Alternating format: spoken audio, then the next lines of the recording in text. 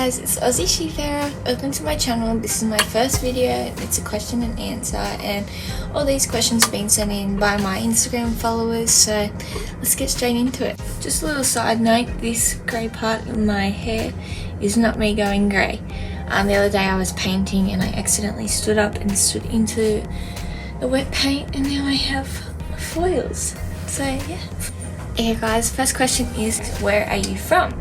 I'm from New South Wales, Australia, so I'm from probably about 45 minutes out of the capital, Sydney, and yeah, I don't spend very much time there because I'm always at sea, or when I'm not at sea I'm travelling around Australia, because obviously with the massive issue with COVID at the moment we don't have any international travel, so I've been travelling around Australia and I'm really enjoying that. So, but yes, I live in Sydney, New South Wales. Okay, next question is, how was your journey from studying in Maritime Institute to becoming a cadet? So at the AMC, I studied at the AMC in Launceston, which is the main maritime college here.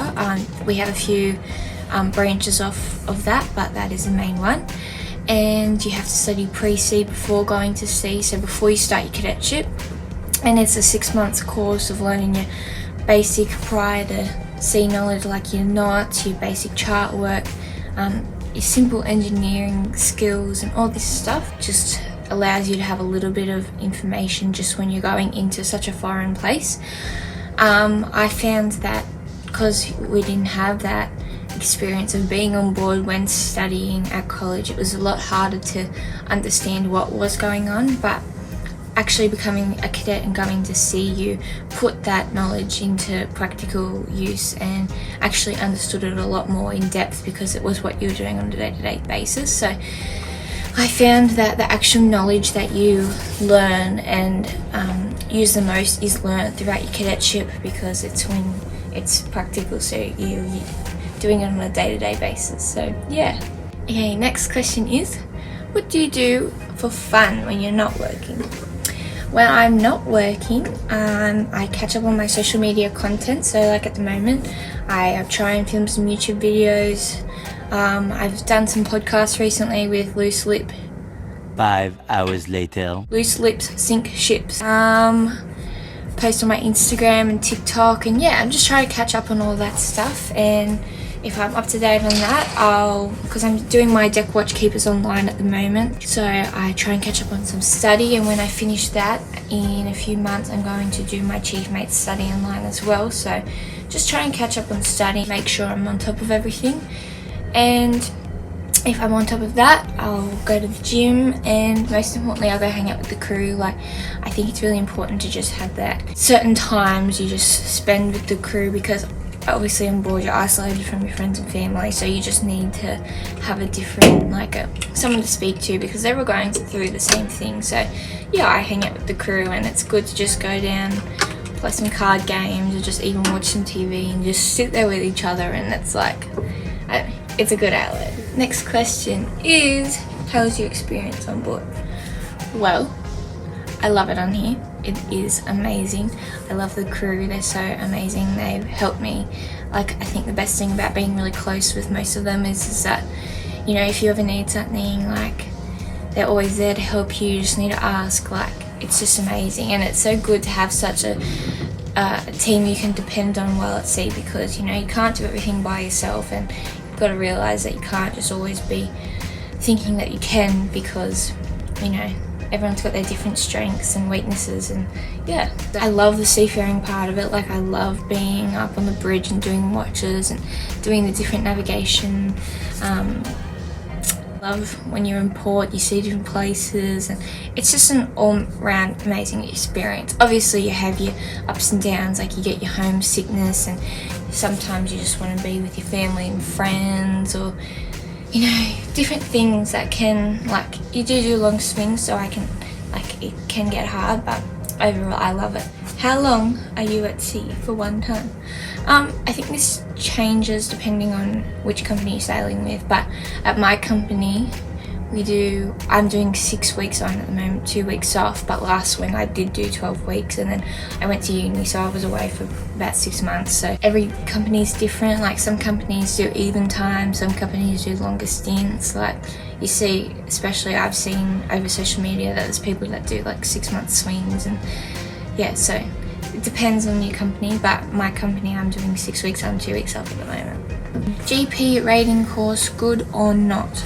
Well, this integrated rating course at the AMC is good. I haven't done it myself, but I think that's a 3-month course, and it's similar to the pre-sea. You learn your knots and your basic like seafaring knowledge that you need prior to going to sea. But I did my GPH, my general purpose hand course, which is like a deckhands course, and I did that at a sea school, and it was only 2 weeks, and that was great. It was just like a more condensed IR course, but minus painting and chipping. We didn't do any painting and chipping, but you learned all your fire safety and your knots, and yeah, so I would, depends which way you want to go. I know that there are a lot of sea schools around, and you can do it through like the different TAFEs and stuff, so it just depends what type of path you want to go down. But yeah, what type of ship are you on, and what is your favourite type of ship?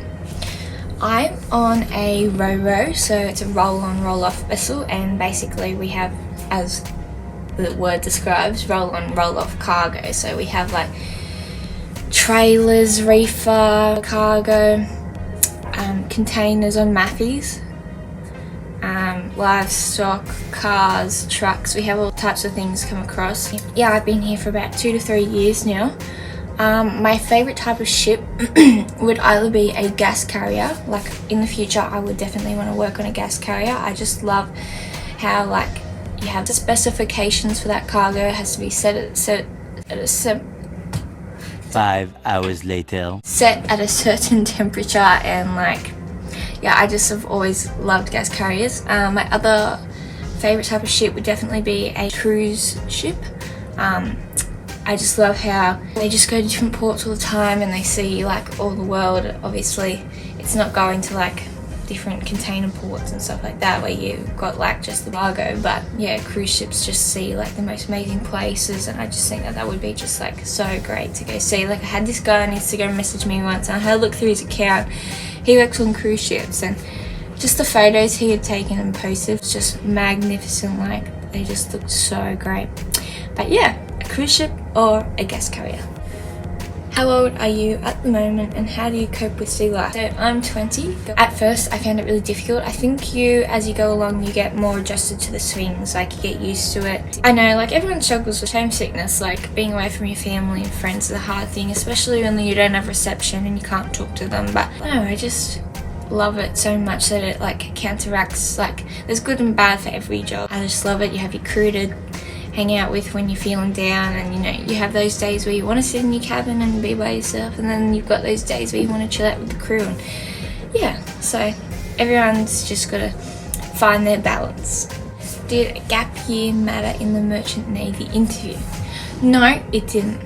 Honestly, if you have the passion and want to go, then definitely. Like I went straight from high school to uni to here. Like I didn't have a gap year at all. So if you have the passion and drive and want to go and get it, then do it.